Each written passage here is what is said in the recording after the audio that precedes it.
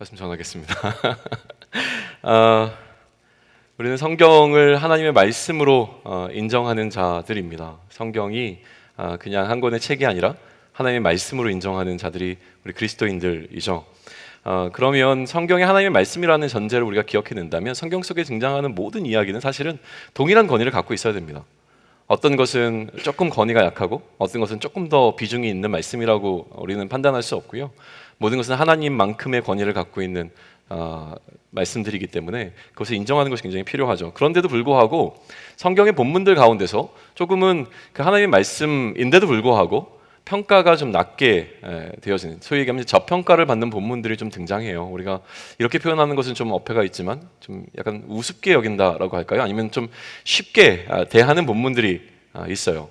쉽게 대하는 이유들이 몇 가지가 있는데 그 중에 한 가지는 아마도 익숙함일 거예요. 말씀을 들을 때 그건 내가 잘 아는 거야 라고 하기 때문에 오히려 그 말씀을 조금 더 내가 깊이 살펴보려고 하지 않고 내가 아는 수준에서 그냥 쓱 넘어가는 본문들이 좀 있단 말이죠. 오늘 우리 앞에 놓여있는 본문은 아까 읽었지만 선한 사마리아인 비유라고 잘 알려져 있는 본문입니다. 주일학교를 좀 거쳤던 분들 같은 경우에는 아마도 한 번쯤은 들어봤을 만한 예수님의 비유이거든요. 그리고 또 설교의 단골 본문이기도 하다 보니까 우리가 신앙생활 하다 보면 어느 지점에서 꼭 만나게 되는 게 이 선한 사마리아인 비유에 관한 설교일 겁니다.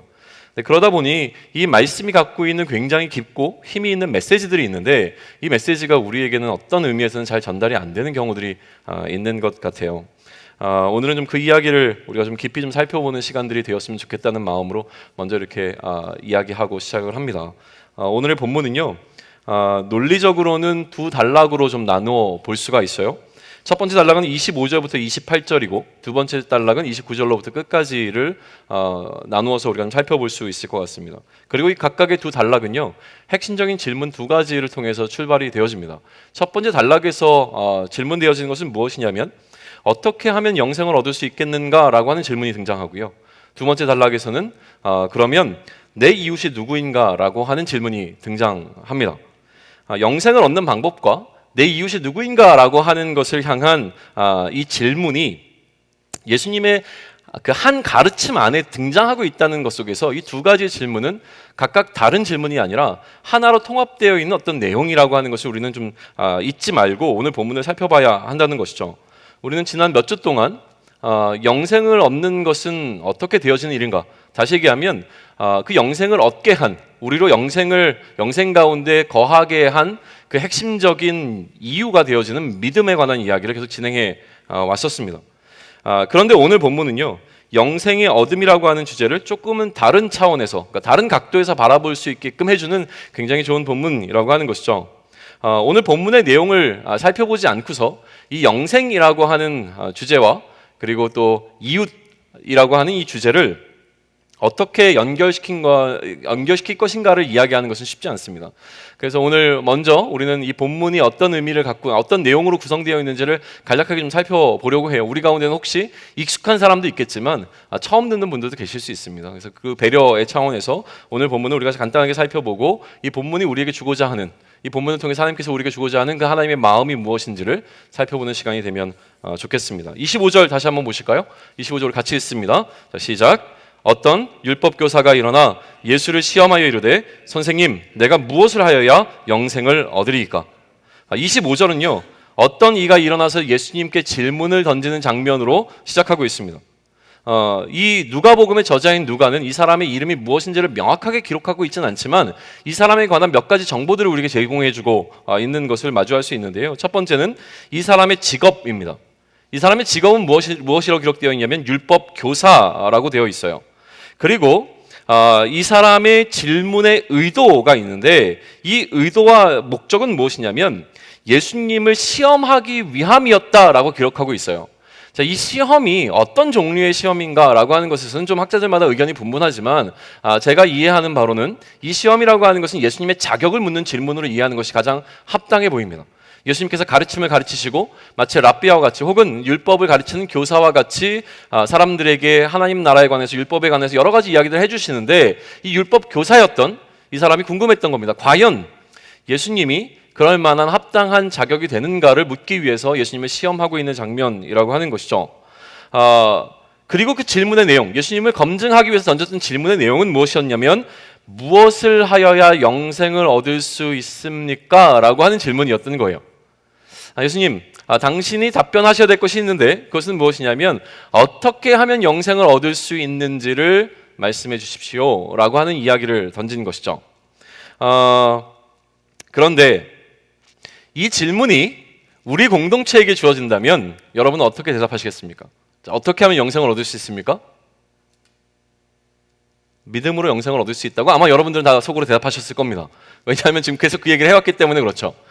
그런데 예수님께서는 사실 그러한 방식으로 접근하지 않으셨고요. 오히려 그 율법 교사를 향하여 답변을 주시기 전에 26절에 보게 되면 율법에 무엇이라 기록되었으며 너는 어떻게 읽느냐라고 오히려 되물으셨어요. 자, 영생에 대한 답변을 주심에 있어서 저는 이렇게 보는 겁니다. 그 질문자에게 최적화된 방식으로 예수님께서는 답변을 주는 과정으로 끌고 가신다라고 하는 것이죠. 왜냐하면 아까도 얘기했지만 이 사람은 누구였습니까? 이 사람의 직업은 뭐였습니까? 율법 교사였다는 거예요. 그러니까 율법 교사에게 가장 적절한 방식으로 예수님은 이 답변을 하고 계시는 건데 그의 전공 분야를 건드리신 겁니다. 자, 율법의 이야기를 지금 꺼냈습니다. 자신이 가르치는 율법을 어떻게 알고 있으며 그 율법을 어떻게 이해하고 있는가라고 하는 것을 물은 것이죠. 율법을 너무나 잘 알고 있었던 이 질문자는 27절에서 답합니다. 우리 함께 읽을까요? 27절 같이 읽습니다. 시작. 내 마음을 다하며 목숨을 다하며 힘을 다하며 뜻을 다하여 주 너의 하나님을 사랑하고 또한 내 이웃을 내 자신과 같이 사랑하라 하였나이다 라고 답하고 있죠. 따라서 이 율법교사는요, 율법의 근거에서 어떻게 영생을 얻게 되는지를 너무나 잘 알고 있었던 사람이라고 하는 거예요. 그죠? 그런데도 불구하고 그의 목적은 뭐였냐면 그것을 예수님께서 알고 계시는가를 시험하기 위해서 물었던 것이죠. 그는 이미 알고 있었다는 거예요. 뭘 알고 있었습니까? 율법을 통하여 어떻게 영생을 얻는지 그 방법을 알고 있었던 자라고 하는 것이죠. 그리고 예수님께서는 28절에 그가 답변한 그 이야기가 옳다라고 하는 것을 인정해 주십니다. 그래서 예수님께서도 하나님을 사랑하는 것과 이웃을 사랑하는 것이 그 두 가지가 영생을 얻게 하는 방법이라고 하는 것을 확인해 주시는 장면이 되어집니다. 간접적으로 말씀해 주시는 건데 그게 바로 28절인데 제가 읽습니다. 예수께서 이르시되 내 대답이 옳도다. 이를 행하라. 그러면 살리라 하시니. 여기까지가 예수님과 율법 교사가 나눈 첫 번째 대화였습니다.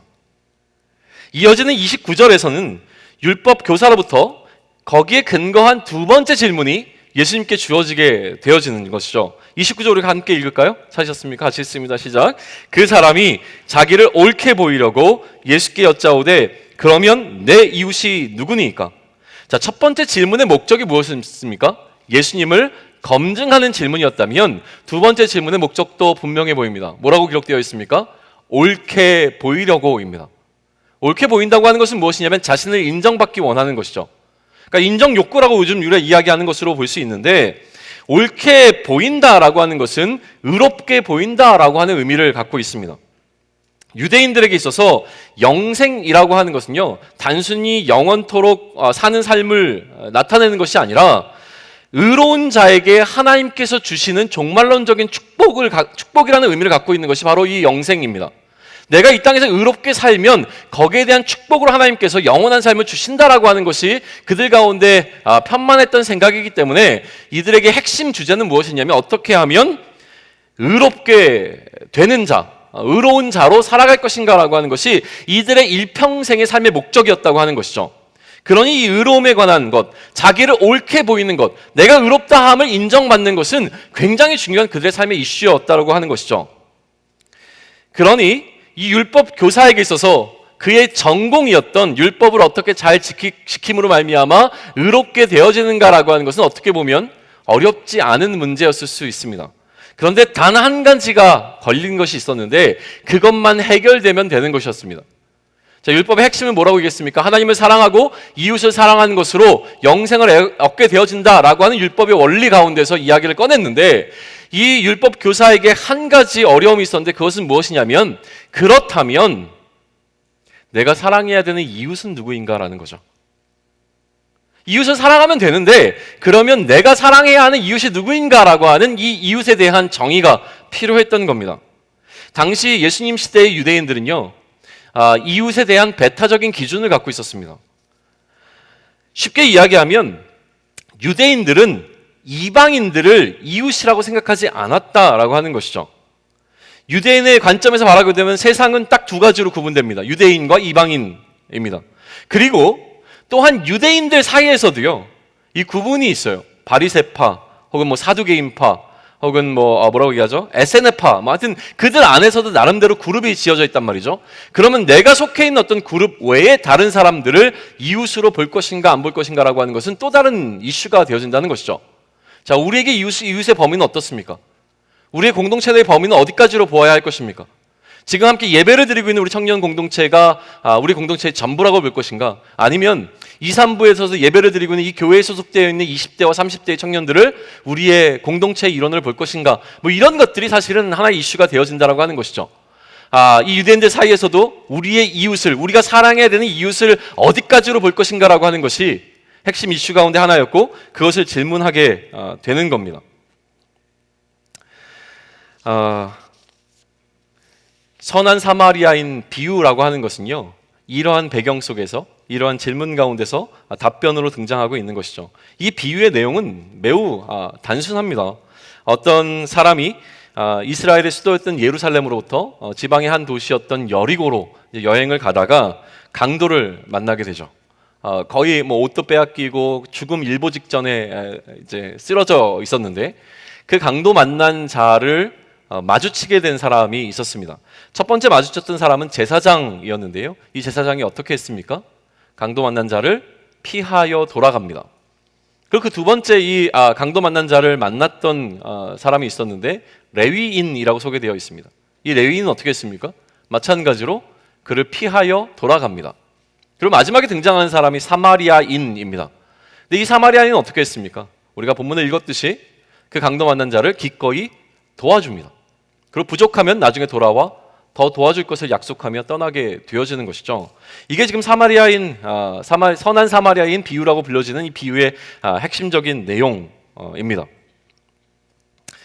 이 선한 사마리아인 비유의 이야기를 접할 때 여러분들 마음 가운데는 어떠한 마음이 드시는가를 먼저 좀 물어보고 싶습니다. 본문에는 여러 유형의 사람들이 이미 등장했습니다. 첫 번째는 강도를 당한 자입니다. 그리고 두 번째는 이 강도 당한 자를 피하여 돌아갔던 자들이고요. 그리고 또 한 그룹은 이 강도 만난 자를 기꺼이 도와줬던 자입니다. 그리고 본문에 구체적으로 등장하지 않지만 당연히 있을 만한 한 그룹의 사람은 누구냐면 강도들입니다. 그럼 이 네 그룹의 사람들 가운데서 사마리아인 비유를 접할 때에 나는 누구와 매칭이 된다고 느껴지는가를 한번 생각해 보시면 좋을 것 같아요. 나는 강도 만난 자입니까?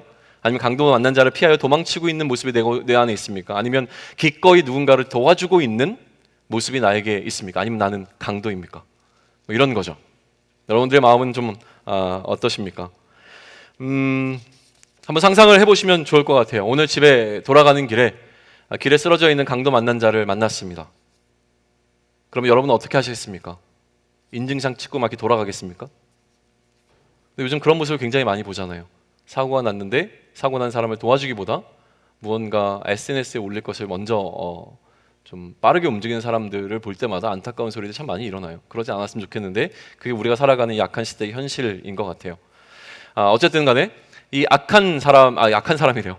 강도 만난 자를 여러분이 만났습니다. 어떻게 하시겠습니까? 최소한 119에 전화는 하겠죠. 우리는 그 정도란 말이에요. 우리는 그렇게 선한 사람들이란 말이에요. 인정 안 되십니까? 우리는 강도 만난 자를 도울 수 있는 기꺼운 마음이 우리에게 존재합니다. 지금 우리가 따뜻한 프로젝트를 이야기했잖아요. 따프 이야기하고 있잖아요. 그죠? 그런데 이 따뜻한 프로젝트 결국은 뭐예요? 도움이 필요한 자에게 우리가 도움을 주겠다라고 하는 거예요. 그래서 뭐 양로원도 가고 뭐 널싱홈도 가고 또 그룹홈도 가고 우리가 지금 가겠다고 이야기를 하는 거예요. 얼마나 기꺼운 마음으로 여러분들이 준비하고 계십니까? 막 얼른 가고 싶잖아요. 그게 우리란 말이에요. 그래서 여러분들 정말 사랑합니다. 다음 주에 막 대거 나와가지고 한 사람도 빠지지 않고 가실 거잖아요. 진짜 멋진 공동체예요. 이전에 우리 공동체 멤버 중에서 한 사람이 집에 문제가 좀 있었죠. 그래서 집수리를 해야 되는데 정말 많은 지체들이 자기 일처럼 가서 도와주는 모습이 여전히 제 기억 속에는 남아 있습니다. 우리 공동체는 그런 공동체입니다. 그렇지 않나요? 정영식 전사님, 저희 공동체는 그런 사랑 많은 공동체랍니다. 네, 그래서 기꺼이 다음 주에도 그런 모습이 우리 가운데서 여전히 너무 당연한 듯이 나오기를 소망합니다. 그런데요, 이렇게 안심이 되는 마음이 좀 들어오긴 해요. 우리가 선한 사마리아인인가 보다. 그래도 거기 좀 가깝다라는 생각이 들잖아요. 근데 이 본문을 접할 때 그 다음이 문제예요.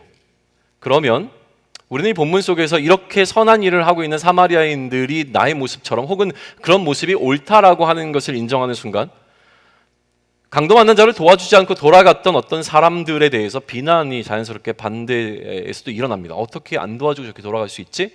라는 생각이 쉽게 올라오잖아요. 그러니까 이 본문을 접할 때에 우리가 빠지게 되는 부분은 무엇이냐면 선과 악이라고 하는 권성징악이라고 하는 어떤 그 틀 속에서 이 본문을 이해할 때 찾아오게 되는 어려움입니다. 그렇게 본문을 접근하다 보면 우리에게 어떤 문제가 들어오냐면, 자 보셔요. 그리스도인보다 훨씬 더 선하게 사는 사람들이 이 세상에는 존재해 보입니다. 그리고 그리스도인임에도 불구하고 강도와 같은 삶을 살고 있는 자들이 우리 주변에 충분히 있습니다. 그러니 이 선한 사마리아인이 우리 그리스도인이라고 매칭시키는 과정이 껄끄럽다라고 하는 거예요. 매끄럽지 않습니다. 그러니까 그러면 우리는 이 본문 속에서 어떻게 하나님의 메시지를 다시 한번 생각해보고 우리의 삶 가운데 적용할 것인가 라고 하는 것을 우리가 지금부터 좀 나누면 좋겠는데, 제가 여러분에게 좀 제안하고 싶은 것이 있습니다. 그것은 무엇이냐면 오늘 우리에게 앞에 놓여있는 이 사마리아인 비유, 선한 사마리아인 비유라고 하는 것을 제자도라고 하는 해석의 틀 속에서 우리가 같이 좀 논의를 해보면 좋을 것 같아요. 왜 그러냐면 누가복음 18장에 보게 되어지면 비슷한 질문이 하나가 더 등장합니다. 그때도 마찬가지로 이런 질문이 예수님께 던져집니다. 어떻게 하면 예수님은 내가 영생을 얻을 수 있습니까? 라고 했을 때 예수님께서 영생을 얻는 것에 대한 답변을 주실 때 예수님 영생을 얻는 것과 예수님의 제자가 되는 것과 하나님 나라에 들어가는 것과 구원을 받는 것 모든 것이 다 같은 개념이라고 말씀해 주시고 있는 것을 우리는 마주하기 때문에 그렇습니다. 영생을 얻는다는 것은 다시 얘기하면 예수님의 제자가 된다는 것과 같은 개념이라고 하는 거예요. 그리고 복음서 전체를요, 이 제자도의 관점에서 한번 훑어보시는 것은 굉장히 유익이 있습니다. 자, 복음서를 제자도의 관점으로 본다는 것은 무엇이냐면 어떻게 예수님의 제자가 될 것인가 라는 관점과 또 하나는 그렇다면 제자가 된 우리들은 어떻게 살 것인가라고 하는 예수님의 가르침으로 이 복음서를 재편해서 살펴본다라고 하는 것이죠. 또 그렇게 제자도의 관점으로 복음서를 볼 때 가장 유익이 되는 성경이 바로 누가복음입니다. 누가는 의도적으로 이 제자도에 굉장히 우리를 집중하게끔 만드는 방식으로 누가복음을 썼다라고 하는 것이에요. 오늘 본문도 그런 의미에서 여기에 해당됩니다. 자, 첫 번째 질문인 어떻게 영생을 얻을 수 있습니까? 라고 하는 질문은 그러므로 어떻게 내가 제자가 될 수 있습니까? 라는 질문으로 다시 우리는 재해석해서 이해할 수 있다라고 하는 것이에요. 그리고 그 제자됨의 방편으로 이웃 사랑이라고 하는 것이 논의되어지고 있는 본문으로 볼 수 있다고 하는 것이죠. 그러면 이 율법 교사의 두 번째 질문이었던 누가 나의 이웃입니까? 라고 하는 내가 사랑해야 되는 범위를 정하는 이 문제는 왜 중요한가? 라고 하는 것인데요. 잘 들으셔야 됩니다. 율법은 하라와 하지 말라로 구성되어 있습니다. 하나님을 사랑하고 내 이웃을 사랑하라고 하는 것은 율법에 적혀 있는 내용입니다. 근데 율법은 하라와 하지 말라로 구성되어 있습니다. 잘 생각해 보세요. 하라라고 하는 명령이 쉽습니까? 하지 말라라고 하는 명령이 더 쉽습니까? 사람마다 차이는 있을 거예요. 그런데 일반적으로 하지 말라라고 하는 것을 안 하는 것이 좀 더 쉽습니다. 하라는 것은 내가 의지적으로 그것을 해야 되기 때문이죠. 하지 말라는 것을 의지적으로 우리가 하지 말아야 되는 이유들은 굉장히 많습니다. 그러나 일반적으로 우리가 느꼈을 때 조금 더 어렵게 느껴지는 것은 하라라는 것을 행하는 것이고 하지 말라는 것은 어떻게 보면 안 하면 되는 거예요. 좀 이해가 안 되면 이렇게 얘기할 수 있습니다. 주일 예배를 반드시 드려야 된다라고 하는 것이 율법으로 이게 정해져 있다고 생각해 보십시오. 그러면 주일 예배를 드리는 것이 쉽습니까? 드리지 않는 것이 쉽습니까? 잘 이게 이해가 안 되는군요. 주일 예배를 드려도 되고 주일 예배 안 드려도 돼 라고 허용이 되었다고 한다면 네.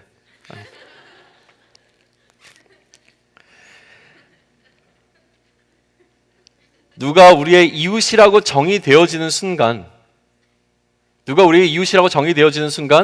그 사람만을 사랑하면 되는 것이 더 쉽다는 이야기를 하고 싶었던 거예요. 근데 뭔가 지금 예화가 적절하지 않다는 생각이 저한테 확 들어와서 그냥 끌고 가진 않겠습니다. 무슨 얘기냐면 누가 나의 이웃이라고 하는 정의가 중요한 것은 그 사람만 사랑하면 되는 것이고, 그리고 그 범위에 들지 않는 사람은 사랑하지 않아도 되는 것이 되어지기 때문에 우리의 사랑의 범위가 훨씬 더 작아지고 우리가 사랑을 행해야 되는 그 무게감이 줄어들게 된다라고 하는 것이죠. 그러니 누가 나의 이웃인가라고 하는 이 정의는 굉장히 중요할 수밖에 없습니다.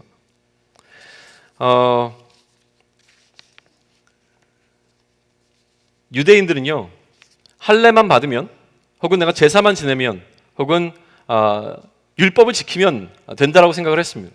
우리는 어떻는가라고 하는 것이죠. 예배의 행위와 예배의 본질 가운데서 무엇이 더 우리에게 중요한가라고 하는 것을 조금 더 생각해 보면 좋을 것 같아요. 나에게 이 주일 예배를 빠지지 않고 출석함으로 주일을 성수했다고 하는 그 사실이 나에게 더 중요한 건지, 아니면 예배의 본질인 말씀과 찬양과 기도가 내 안에 충만히 들어와 있다고 하는 그 사실이 훨씬 더 본질적인가라고 하는 부분들을 고민하실 필요가 있다라고 하는 것이죠. 우리에게 이웃사랑이라고 하는 문제도 그렇게 접근되어야 되는 겁니다. 이웃을 사랑하는 게 본질적으로 더 중요한 문제인가? 아니면 내가 이웃을 사랑했다라고 하는 그 행위만이 남아있는가라고 하는 질문이 오늘 본문을 이해할 때 또 한 번 우리가 짚고 넘어가야 되는 부분이 되어지는 겁니다. 예수님께서 율법교사에게 다시 던지신 질문이 이어지는데, 그 질문이 이 율법교사로 하여금 본질을 생각하게 만드는 질문이었다라고 하는 것이에요. 누가 나의 이웃입니까? 라는 질문에 대하여 예수님은 다시 물으셨습니다. 그 예수님의 질문은 본질을 묻는 질문이었는데, 예수님께서는 무엇이라고 물으셨냐면 강도 만난 자에게 누가 이웃이냐라고 물으셨습니다. 이 두 질문의 차이를 생각해 내셔야 됩니다. 율법교사의 질문은 무엇이었습니까? 예수님, 내 이웃이 누구입니까? 라고 물었습니다. 근데 예수님의 다시 돌아온 질문은 무엇이냐면 이 강도 만난 자에게 누가 이웃이냐라는 것을 물으셨다는 거예요. 이게 더 본질이라는 겁니다. 무엇에 있어서? 이웃 사랑함에 있어서 본질은 그것이라고 하는 것이죠. 누가 내 이웃인가가 아니라 내가 누군가의 이웃이 되어야 함을 이야기하는 겁니다. 이웃 사랑이란 누가 나의 사랑을 받을 만한 이웃인가를 규정하는 것이 더 본질이 아니라 내가 누군가에게 사랑을 베푸는 바로 그 이웃인가라고 하는 것을 점검해 보는 것이 더 본질이라고 하는 것이죠. 예수님의 제자는 누군가의 이웃이 되어야 하는 자라는 결론을 우리는 한번 짚고 넘어갈 수 있을 것 같습니다. 오늘 본문의 앞장인, 오늘 우리가 다루고 있는 본문이 누가복음 10장인데 9장에 보게 되어지면 제자도에 관한 굉장히 핵심적인 본문이 하나 등장합니다. 제가 그 원리를 좀 읽어드릴게요. 9장 23절인데요. 이렇게 기록되어 있습니다. 또 무리에게 이르시되 아무든지 나를 따라오려거든 자기를 부인하고 자기 날마다 제 십자가를 지고 나를 따를 것이니라 라고 기록되어져 있습니다. 그리고 이어지는 10장에 등장하는 이 선한 사마리아 비유는 그 제자됨의 긍정적인 모델로서 등장하고 있음을 우리는 좀 기억하셔야 됩니다. 그러니 선한 이웃이 된다는 것은 예수 그리스도의 제자가 되는 것과 같다라고 하는 하나의 매점점을 우리가 갖고 있으면, 따라서 선한 이웃이 되기 위하여 우리에게 필요한 세 가지는 제자됨의 원리 속에서 우리가 가져올 수 있다라고 하는 거예요. 자, 우리가 선한 그리스도인이 된다라고 하는 것은 이러한 제자도의 원리 속에서 가져온다면 우리는 세 가지로 규정할 수 있습니다. 첫 번째는 무엇이냐면 선한 그리스도인이 되려면 우리는 자기를 부인해야 합니다. 자기 부인 없이 우리는 선한 그리스도인이 될 수 없다는 것이죠. 두 번째로 우리가 선한 그리스도인이 되려면 우리는 자기 십자가를 질 수 있어야 합니다. 자기 십자가를 짐이 없이는 결코 선한 그리스도인이 될 수 없음을 이야기하고 있습니다. 마지막으로 우리가 선한 그리스도인이 된다고 하는 것은 무엇입니까? 예수 그리스도를 따름 없이는 이루어질 수 없는 일이라고 하는 것을 오늘 선한 사마리아인 비유는 우리에게 제자됨이라고 하는 것에 있어서의 긍정적인 모델이 되어주는 비유로 주어졌다라고 하는 것입니다. 이 세 가지를 우리가 간략하게 살펴보면서 오늘 이야기를 진행하겠습니다. 첫 번째는 무엇이었습니까? 선한 그리스도인이 되려면 자기를 부인해야 합니다. 한번 따라 하실까요? 자기를 부인해야 합니다. 강도 만난 자를 돕지 못한 이유는 내가 부인되지 않기 때문입니다. 홈리스 피플이라고 부르는 사람들이 있어요. 집 없는 사람들인데요. 미국에서 이 사람들을 도울 것인가 말 것인가에 있어서 굉장히 큰 이슈가 교회 안에도 있습니다. 길 가다 보면 그분들이 사거리에 서서 각자가 자신들의 영역이 있어요. 그 영역 속에서 이렇게 표지판을 들고 있습니다. 나 너무 가난하고 힘들어서 먹을 게 없어요. 나 좀 도와주세요. 그러고 있으면 이제 그 사람들에게 일부를 주기도 하고 뭐 얼마씩 이렇게 후원해주는 이 도네이션들이 좀 길거리에서 일어납니다. 근데 어떤 사람들 그걸 하지 말라고 이야기합니다. 뭐냐면 그것도 그들에게 직업이라고 이야기를 해요. 또 그들에게 돈을 줘봐야 차라리 음식을 주면 좋지, 돈을 주면 또 그거 가지고 뭐 약하고 또 술 사 먹고 뭐 이렇게 되기 때문에 오히려 돈을 주는 것이 그 사람들을 망치는 것이다. 그리고 보면 이들은 건장한 사람들 굉장히 많거든요. 얼마든지 일할 수 있는 사람들인데 자꾸 이런 방식으로 그들이 살아갈 수 있는 방편을 제공해 주면 이 사람들은 결코 그러한 자신들의 상태에서 빠져나올 수 없다. 이런 것들 때문에 이슈가 많아요. 홈리스, 집 없는 사람들, 우리가 도와주지 않을 수만 가지 이유들이 사실은 존재합니다. 누구에게나 이유는 있습니다. 앞선 두 사람, 제사장과 레위인은 강도 만난 자를 도와주지 않아야 하는 충분한 이유가 그들에게도 있었습니다. 왜 그랬냐면 강도 만난 사람이 여기 있네? 나도 강도 만나면 어떡하지? 무섭네? 빨리 도망쳐야지? 라는 이유 때문에 도망치지 않았을 거예요. 혹은 그냥 원래부터 못된 사람이라서, 원래부터 다른 사람 도와주는 거 진짜 싫어하는 사람이라서 안 도와주고 갔을 가능성도 굉장히 낮습니다. 굳이 제사장과 레위인이라고 하는 이 두 사람이 등장해서 이 사람들이 이 강도 만난 자를 도와주지 않고 갔음을 기록하는 이유는 뭐냐면 이들에게는 율법이 있었기 때문에 그렇습니다. 부정한 자를 가까이 하면 그들도 그 거룩함을 잃어버리기 때문에 그렇습니다. 그러니 이들에게는, 이 제사장과 레위인에게는 부정해 보이는 저 사람을 돌아갈 이유가 있었다는 거예요. 무엇을 위하여? 하나님을 사랑하기에, 하나님과 닮은 거룩을 내 삶 가운데 실천하기 위하여 그들은 가난한 자를 돕지 않고 갔다라고 하는 것이죠. 돕지 않을 이유가 명백한 명분이 그들에게도 있었다라고 하는 거예요. 왜냐하면 이것이 그들의 정체성이기 때문에 그렇습니다. 자신이 하나님의 백성이라고 하는, 내가 제사장이라고 하는, 내가 레위인이라고 하는 나의 정체성을 끝까지 지키기 위하여서 돕지 않았다는 거예요. 그렇게 생각하면 충분히 그들이 납득이 되고 이해가 되지 않습니까? 그럴 이유가 있다라고 하는 거예요. 그런데 그러면 사마리아인은 어떤가라고 하는 거예요. 우리가 놓치지 말아야 될 부분이 여기에 있는데, 사마리아인들에게도 율법이 있습니다. 이스라엘 백성들이 갖고 있었던 것과 마찬가지로 유대인들이 갖고 있었던 것과 마찬가지로 사마리아인들에게도 율법이 있었어요. 그 율법이 있었음에도 불구하고 이 사마리아인은 뭘 했습니까? 기꺼이 가서 도와줬다는 거예요. 그러면 어디에 차이가 있습니까? 나의 정체성인 제사장과 레위인이라고 하는 이 정체성을 잃어버리지 않기 위하여 돕지 않았던 자와 나의 정체성을 기꺼이 내려놓으면서도 불구하고 그 도움이 필요한 자를 도왔던 사람으로 나누어서 우리는 이해해 볼 수 있게 된다는 겁니다.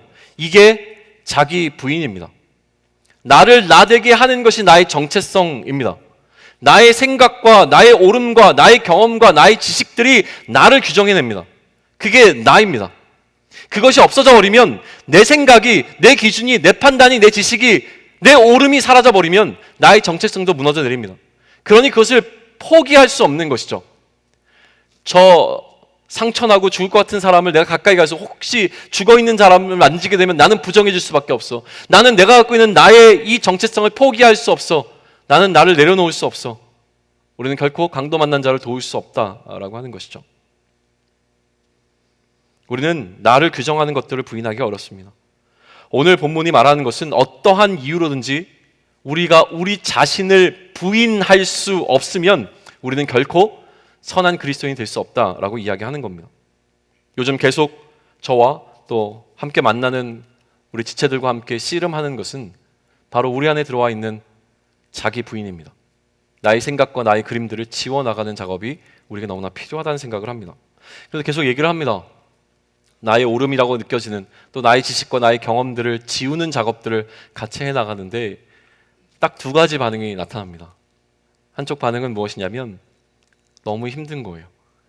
왜냐하면 그게 나인데, 그게 우리 공동체인데, 그게 내가 해왔던 일들인데 이거를 내려놓는 것은 참 힘듭니다. 자기 부인을 하는 순간 내가 죽을 것 같은 숨막히는 감정들을 느끼는 것 같아요. 저도 그랬습니다. 제가 알고 있는 오름들이 변하는 것을 견딜 수가 없습니다. 다른 한쪽의 사람들은 어떻냐면 굉장히 힘든데도 불구하고 그럼 어떻게 하면 좋죠? 라고 묻는 사람들이 있어요. 어떻게 하면 될까요? 같이 고민해 나가기 시작하는 겁니다. 자기 부인이란 참 하기 어려운 겁니다. 그럼에도 불구하고 우리가 해야 될 이유가 존재하는 것이죠. 강도 만난 자를 돕기 위해서 자기 부인이 필요합니다. 누군가의 이웃이 되기 위해서 내가 갖고 있는 모든 전제들을 내려놓을 수 있는 그 기꺼운 마음이 없으면 우리는 결코 선한 그리스도인이 될 수 없다라고 하는 것이죠. 두 번째는 선한 그리스도인이 되려면 자기 십자가를 져야 합니다. 우리 같이 한번 따라할까요? 선한 그리스도인이 되려면 자기 십자가를 져야 합니다. 본문 가운데 우리가 또 하나 주목해 볼 것은 이 율법 교사의 대답이었어요.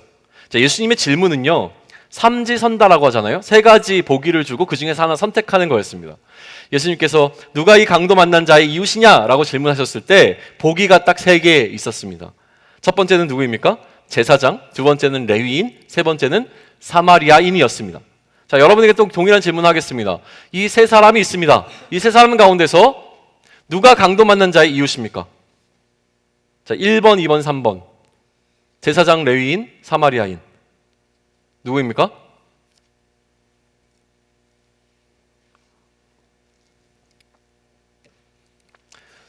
(3년간) 한결같아서 너무 고맙습니다.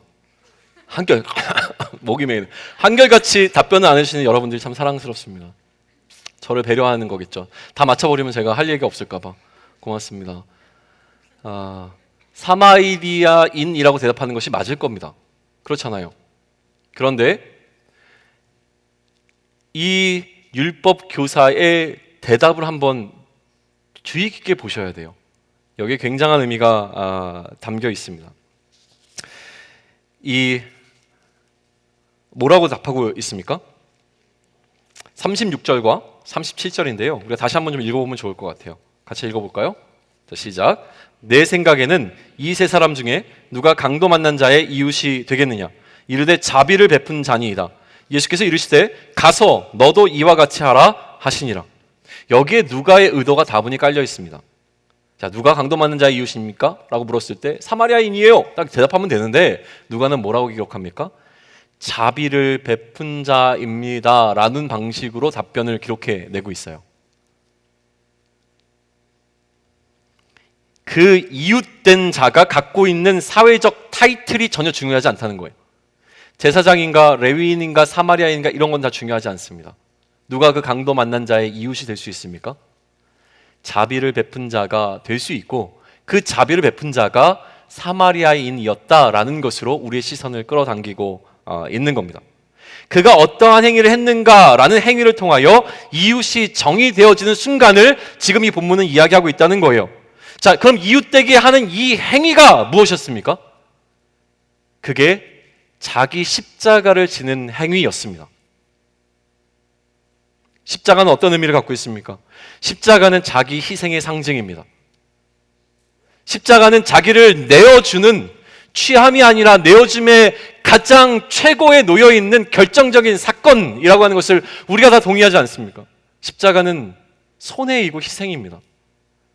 이들 가운데서 자기 십자가를 짊어진 사람은 자비를 베푼 자, 다시 얘기하면 사마리아인밖에 없었다라고 하는 것을 우리는 기억해야 된다는 것입니다. 자비를 베푸는 행위가 바로 자기 십자가를 지는 것입니다. 취함이 아니라 내어줌입니다. 내어줌 없이 결코 일어날 수 없는 일이 자기 십자가를 지는 행위라고 하는 것을 우리는 기억해야 된다는 것입니다. 자기를 부인할 수 없고 자기 십자가를 질 수 없으면 우리는 결코 선한 그리스도인이 될 수 없습니다. 셋째, 선한 그리스도인이 되려면 우리는 예수님을 따라야 합니다. 한번 따라하겠습니다. 선한 그리스도인이 되려면 예수님을 따라야 합니다. 행하지 못하는 이유는 무엇이냐면 어려워서 못하는 경우도 있지만 사실은 해야 될 필요성을 못 느끼기 때문에 하지 않는 경우가 더 많음을 우리는 알고 있습니다. 해야 할 동기를 못 찾는 것이죠. 우리 동기 잘 왔어요. 반갑습니다. 지난번에 제가 설교하다가 기호식품 얘기했더니 기호한테 카톡이 왔더라고요. 목사님 설교 시간에 제 얘기하셨던데요? 막 이러고서 여전히 보고 싶습니다. 28절을 다시 보시죠. 우리 한 목소리를 읽겠습니다. 28절 같이 읽습니다. 시작. 예수께서 이르시되 내 대답이 옳도다. 이를 행하라. 그러면 살리라 하시니.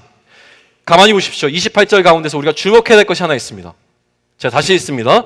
예수께서 이르시되 내 대답이 옳도다. 이를 행하라. 그러면 살리라 하시니. 동기를 찾으셨습니까? 우리의 그렇게 행함은 우리의 생명과 연결되어져 있습니다. 행하라 그러면 살리라 라고 분명히 말씀하셨습니다. 오늘 질문의 처음은 무엇이었습니까? 어떻게 하면 우리가 살 수 있습니까? 어떻게 하면 내가 영생을 얻을 수 있습니까? 행하라 그러면 살리라.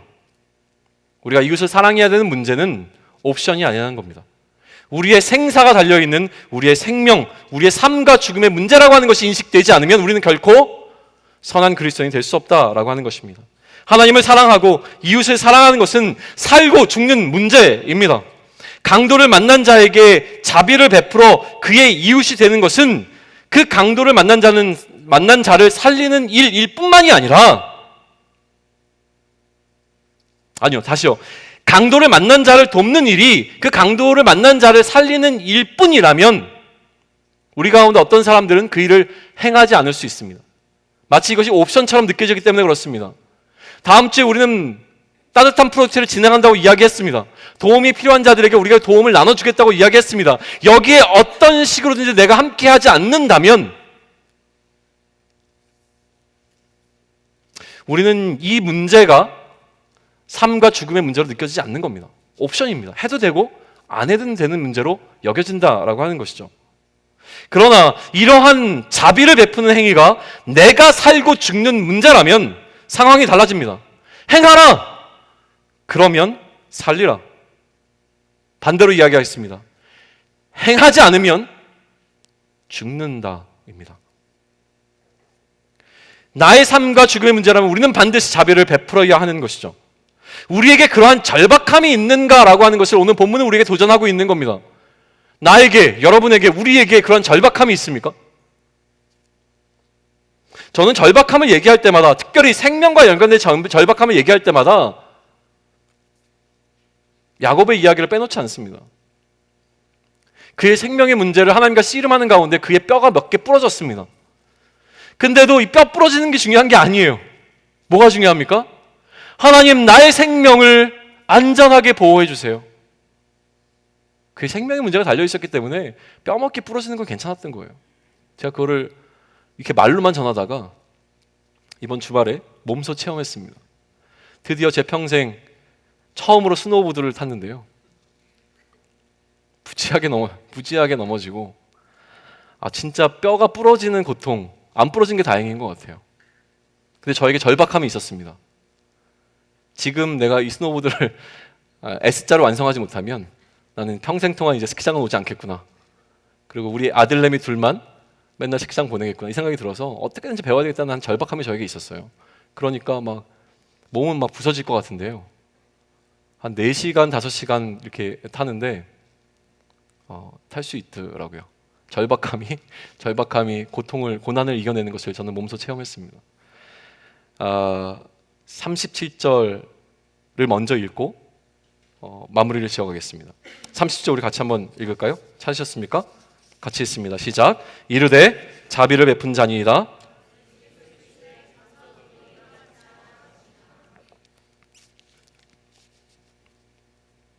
따름에 있어서 우리에게 절박함이 있는가와 아울러서 하나 더 추가돼서 이해되어질 것이 있습니다. 그것은 무엇이냐면 가서 너도 이와 같이 하라입니다. 가서 너도 이와 같이 하라입니다. 이와 같이라고 하는 것이 바로 따름을 이야기합니다. 이처럼 하는 겁니다. 그게 바로 우리가 따라야 하는 것이죠. 제자는 따르는 자입니다. 우리가 따라야 하는 것이죠. 예수 그리스도의 제자는 예수를 따라 예수님과 같이 행하는 자들입니다. 예수님 스스로가 그 사랑의 본을 보여주셨음을 우리는 너무나도 잘 알고 있는 것이죠. 그리고 이 선한 사마리아인을 우리가 따를 본이 되는 롤 모델로 제시해주고 있는 게 오늘 본문이라고 하는 거예요. 예수 그리스도의 제자 되어서 예수님을 따르는 자들이 어떻게 예수님을 따를 것인가에 대한 본으로 제시되고 있는 게 바로 이 선한 사마리아인이라고 하는 것이죠. 너희도 가서 이와 같이 하라. 너희의 생명이 거기 달려있다. 이 얘기를 우리에게 전해주신 겁니다. 결론을 맺어보겠습니다. 오늘 본문은요, 이웃에 관한 개념을 완전히 바꾸어 놓는 본문입니다. 이웃은 강도 당한 자에게 자비를 베푸는 자가 이웃입니다. 우리는 강도를 맞았던 자들이었습니다. 강도 맞으신 적 있으세요? 근데 우리는 모두가 강도 맞았던 자였습니다. 우리는 우리의 생명을 빼앗겼던 적이 있었습니다. 우리는 강도 맞아 우리의 생명을 빼앗겼던 적이 있었습니다. 이러한 우리에게 예수님께서 선한 사마리아인 되어주셔서 자비를 베풀어 주셨습니다. 그는 그가 하지 않으셔도 되는 일을 기꺼이 우리를 위하여 해주셨습니다. 자기 부인과 자기 십자가의 절대적인 본은 예수님이 되어주십니다. 그리고 이제 우리에게, 우리 주변에 놓여있는 여전히 강도 맞아 그들의 생명을 빼앗긴 자들에게 우리가 이웃이 되라고 말씀해주고 계시는 겁니다. 우리가 그 선한 사마리아인이 되어주라고 말씀하십니다. 이것이 우리에게 생명을 주신 이유이기 때문에 그렇습니다. 우리 주변에는 생명을 강도 맞은 자들이 너무나 많습니다. 생명을 빼앗겼습니다. 그들의 생명을 물질에 빼앗겼고, 그들의 생명을 인정 욕구에 빼앗겼고, 그들의 생명을 하나님이 아닌 다른 어떤 것에 빼앗겨 있는 자들이 우리 주변에 너무나 많다라고 하는 것이죠. 강도 맞은 자들에게 우리는 어떻게 하면 좋겠습니까? 생명을 빼앗겨 죽음 가운데 놓인 이들을 향한 우리의 태도가 무엇인지 우리는 물어야 합니다. 생명을 빼앗겨 죽음 가운데 놓여있는 이들을 대하는 우리의 태도가 정말 제사장과 레위인과 다릅니까? 우리 주변에 수많은 사람들이 지금 생명을 빼앗겨 죽음 가운데 놓여있는데 그들을 피하여 돌아가는 것이 우리의 모습이 아닌지 생각해 보아야 한다는 것입니다. 정말 우리가 선한 사마리아인이 맞습니까?